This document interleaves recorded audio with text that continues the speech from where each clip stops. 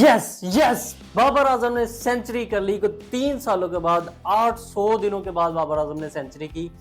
Unbelievable scene थे यार, जो उसने सेलिब्रेशन की, जो उसकी सेंचुरी के बाद वो बैठ जाना, वो सजदा करना, वो बंदा बिल्कुल मतलब वो इमोशनल सीन थे। अगर आपने वो सेंचुरी की सेलिब्रेशन देखी है, अगर आपने ये एक एक गेंद इसकी देखी है, तो आप मेरे साथ इस जज्बे को, इस खुशी को फील कर सकते हैं। क्योंकि बाबर आजम ने आज इतनी तगड़ी इनिंग खेली।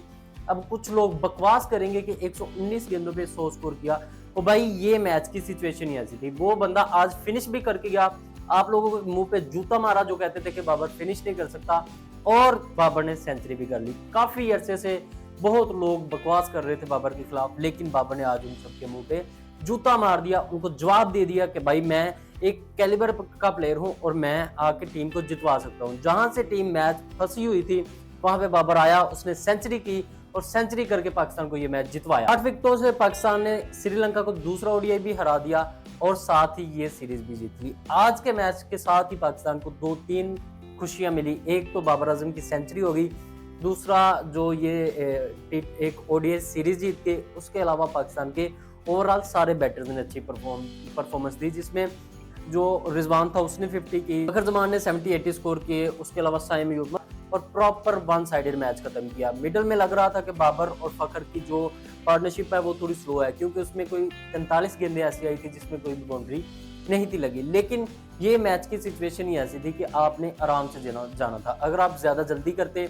तो आप टाइम से कैच पकड़ा के आउट हो सकते थे। लेकिन आज के मैच की जो मजेदार बात थी वो ये थी कि हसरंगा को इन्होंने समझदारी के साथ खेला। चाहे वो फखर जमान था या फिर वो बाबर आजम था, हर बंदे ने समझदारी के साथ हसरंगा को खेला। उसको चार्ज नहीं किया, उसका पूरा ओवर मेडन भी जाने दिया, उसको चार्ज नहीं किया, उसको आगे होके हिट्टे नहीं लगाई, स्पून से उसको इग्नोर कर दिया। और उसी की वजह से उनके अलावा, मतलब हसरंगा के अलावा पूरी टीम ही एवरेज बॉलर है उनके पास। श्रीलंका कोई इतनी कोई तगड़ी टीम नहीं है जितनी हमने पिछले मैच में समझी हुई थी। लेकिन उन सब के बावजूद जो बाबर की यार सेंचुरी है, अनबिलीवेबल। यकीन करें, मैं आंखें तरस गई थी, पूरे पाकिस्तान की आंखें तरस गई थी बाबर आजम की ये सेंचुरी देखने के लिए जो बाबर ने आज दिखा दी। और बाबर खुद इतना इमोशनल हो गया था कि यार उसके आप सेंचुरी के बाद की सेलिब्रेशन देखें, अनबिलीवेबल सीन्स थे, अनबिलीवेबल सीन्स थे। मैं यार आपको बता नहीं सकता कितनी मुझे इस टाइम खुशी हो रही है। अल्लाह पाक बाबर को इससे ज्यादा इज्जत दे और हमेशा ऐसे ही इज्जत देता रहे। अब बाबर आजम इंशाअल्लाह फॉर्म में आ चुके हैं, अब वो हमें और सेंचुरियां भी देगा। वो 20 सेंचुरियां कर चुका है, जो कि इस टाइम पाकिस्तान के सबसे हाईएस्ट है। खैर, मैच की शुरू से बात करते हैं, जिसमें पाकिस्तान की बॉलिंग आई और बॉलिंग में पाकिस्तान ने बेहतर बॉलिंग की। शाहीन आज नहीं था, आज कैप्टन था हमारा सलमान अली आगा, और हमारे बॉलर्स थे आज वसीम जूनियर और उसके साथ हारिस रऊफ और नसीम शाह। तीनों ने बड़ी ही डिसेंट बॉलिंग की।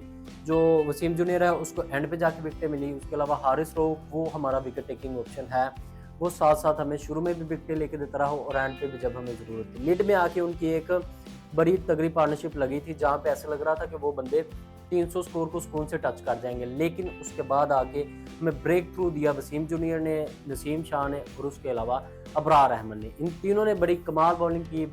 जो हारिस रऊफ है उसने भी इसमें भरपूर हिस्सा लिया, उसने भी हमें विकेटें लेके दी और इसकी बदौलत पाकिस्तान ने 288 स्कोर पे रोक लिया श्रीलंका को। उसके बाद बात करते हैं पाकिस्तान की बैटिंग में साइम अयूब ने आके बहुत ही अच्छा स्टार्ट लिया। दूसरी तरफ फखर जमान भी अच्छे स्टार्ट ले रहा था, वो भी कुछ चौके लगा रहा था। छक्का तो उस बंदे ने 90 गेंदे खेलने के बाद एक छक्का लगाया, उसका ये चीज़ नहीं थी समझ आ रही। उसके अलावा वो बड़ी ही स्लो इनिंग खेल रहा था, बड़ी ही मतलब ट्रिकी, वो लग रहा था कि बड़ा फंस के खेल रहा है।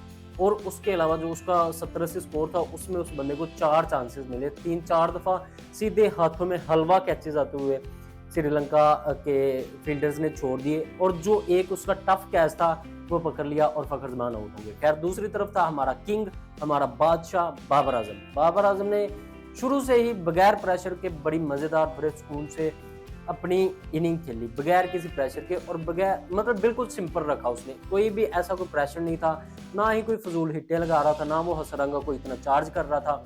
हसरंगा जैसी बॉल कर रहा था उसका वैसा डिफेंड कर रहा था।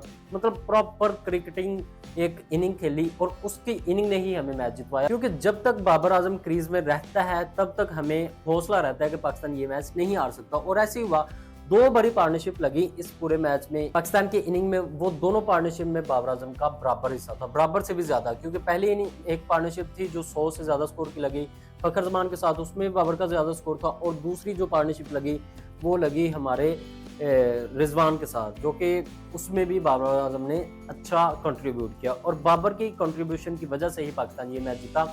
और आज आप ऐसा भी नहीं कह सकते कि बाबर आजम ने ये मैच फिनिश नहीं किया, वो बंदा फिनिश करके गया, पाकिस्तान को जितवा के गया, अपनी सेंचुरी बना के गया, अपना नाम मनवा के गया कि मैं आज भी प्लेयर हूँ यार। अरसे बाद उसकी एक सेंचुरी देखने को मिली, हर बंदा खुश है। तो आज लोगों के इमोशंस थे, जो लोग उसको उस टाइम देख रहे थे यार, वो चीज़ ना एक्सप्रेस नहीं मैं कर सकता, इतनी ज़्यादा खुशी हो रही है इस टाइम।